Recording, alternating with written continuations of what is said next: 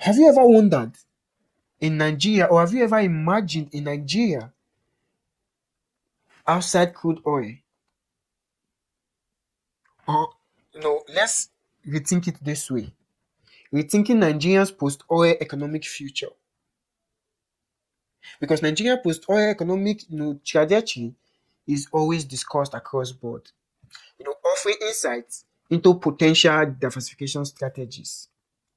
Now, the complexities and opportunities inherent, in these pivotal shifts are always explored, discussed, providing a comprehensive, understanding, for viewers out there.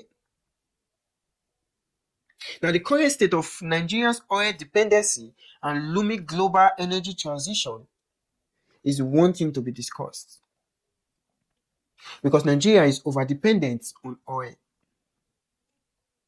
Major part, of Nigerians' resources is gotten from oil. While the world is, trying to look for alternative energy source, Nigeria is still dependent on oil, which is their main source of revenue. So the current state of Nigeria's dependency is beyond, explanation.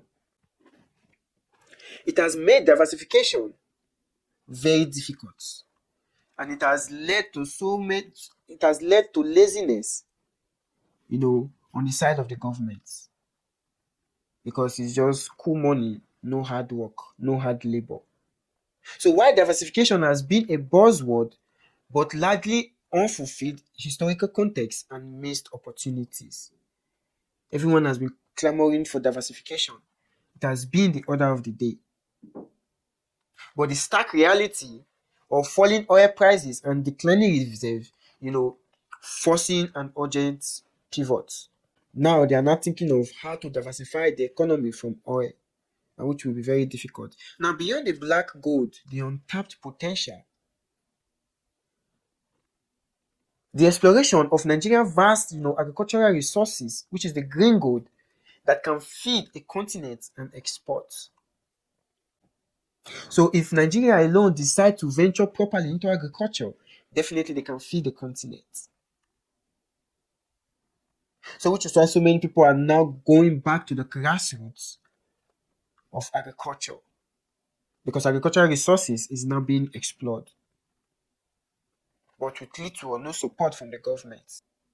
And so many insecurities have led, to the decline of people who wants to venture and explore, these agricultural resources. And also the tech and creative industries can also be leveraged by leveraging youth demographics and innovation hubs. Now we're talking about AI, we're talking about, fintech. These are, coming up in the African landscape in a way to shift, from over dependency on oil. So leveraging the youth demographic in Nigeria, creating innovation hubs for tech and creative industries. That way, you know, beyond oil, these potentials can be tapped and utilized to the fullest. And also unlocking the power of Nigeria's massive domestic market and, regional trade opportunities. Nigeria have a massive, domestic market. All it needs to do is just to be unlocked. Nigeria has a very large domestic market. And mind you, most of the things that are produced or that are consumed in this massive domestic market are all imported. Majority of them are imported, less production in the country. So by unlocking this massive domestic market and regional trade opportunities can give rise to industrializations and proper innovations, to shift from crude oil. Mind you, navigating and shifting, from the black gold has its own challenges and roadblocks. First of all, you need to start addressing, critical infrastructure deficits like power, transportation, and internet connectivity, which is one of the major problems Nigeria is facing today, lack of power. For so many years, the Nigerian power sector is nothing to write home about.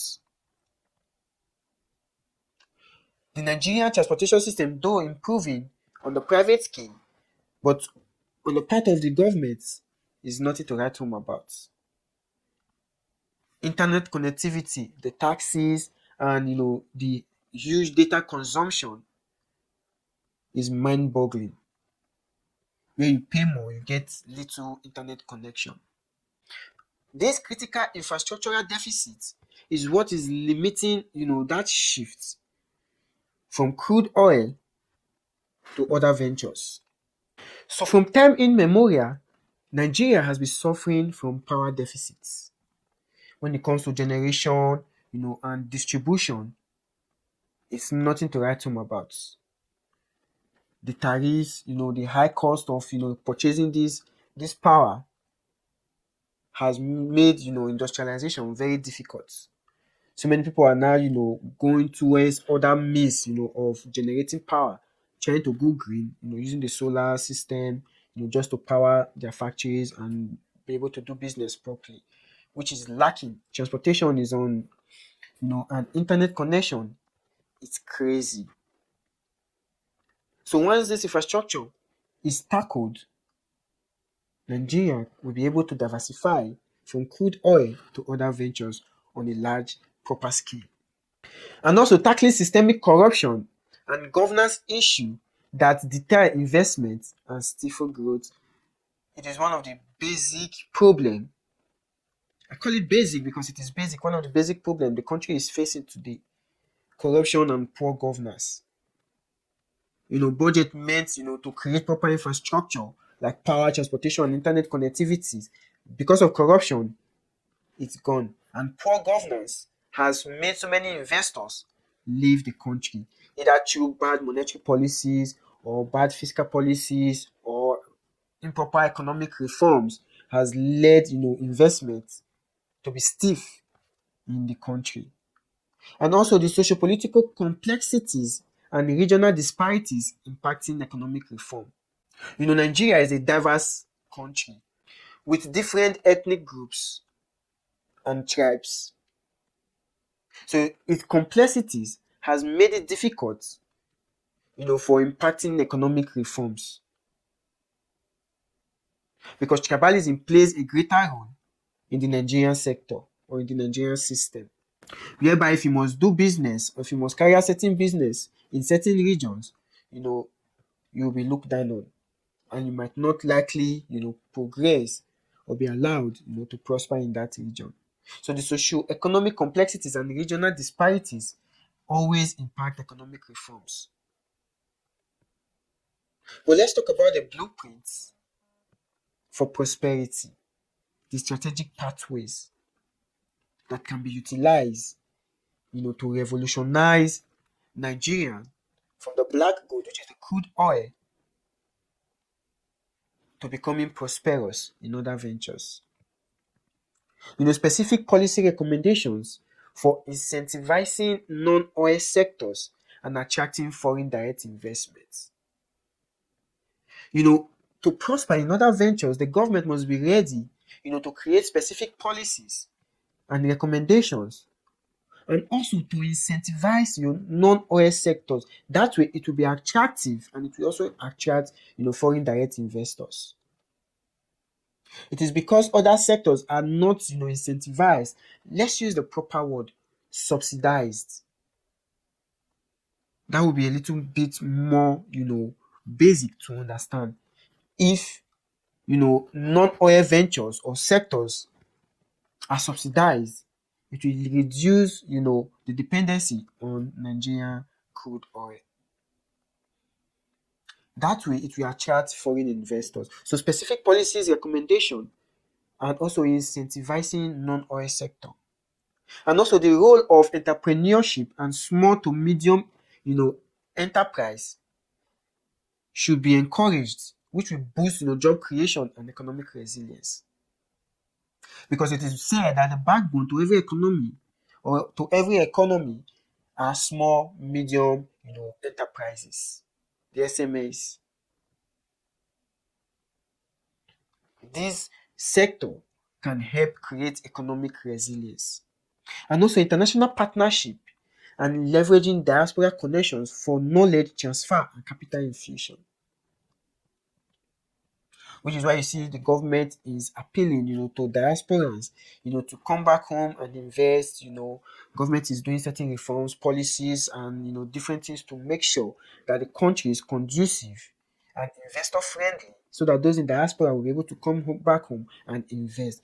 But the truth also should be told. The policies or the policy recommendation is not favorable. The country is not well secured enough,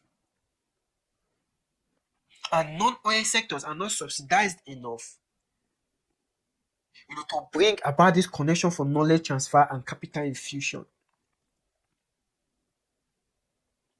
Because for me to infuse my capital and transfer knowledge, definitely the policy should be right. The economic prospects should be encouraging. That way, capital infusion will come, without even, asking for it. So what's the next chapter for Nigeria as a whole? A vision beyond 2035. See, the potential long-term benefits of successful economic diversification, stability, prosperity, and reduced inequality should be the priority. That's the long-term benefits. A vision beyond 2035. To build a successful economic diversification, to create stability, prosperity. These factors need to be put in check. And also a call to action, for collective effort from government, private sector, and citizens. But the main effort is supposed to be from the government, that we encourage the private sectors and citizens to, come together and create a proper diversified Nigeria economy. And also an optimistic outlook on Nigerians' potential to become a diversified African powerhouse. Nigeria has all it takes to become, an African powerhouse. When it comes to the population, Nigeria has it.